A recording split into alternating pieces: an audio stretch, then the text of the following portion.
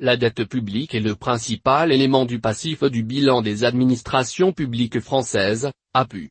Elle regroupe les dettes contractées par l'ensemble des administrations publiques au sens des comptes nationaux, l'État, les organismes divers d'administration centrale, ODAC, les administrations publiques locales et les administrations de sécurité sociale auprès de prêteurs privés ou publics, français ou non, sous forme d'emprunts d'État, obligations du Trésor, PTAN, BTF, MTN, et autres emprunts. Elle ne comprend pas les produits dérivés et les autres comptes à payer, tels que les factures impayées, dont l'importance est bien moindre, mais qui figurent aussi dans le passif comptable.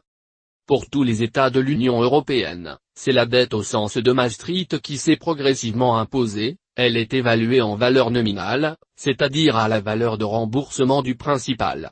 Ainsi, les intérêts courus non échus ou les fluctuations des cours des titres ne sont pas compris dans l'évaluation des instruments, alors que la réévaluation de la valeur de remboursement des titres indexés sur l'inflation est prise en compte d'eux. Elle ne tient pas compte, selon la norme comptable actuelle, des engagements hors bilan, qui sont reconnus dans les systèmes comptables internationaux, IFRS et IPSA, et représentent un montant important en valeur. Cette catégorie inclut notamment les retraites non financées.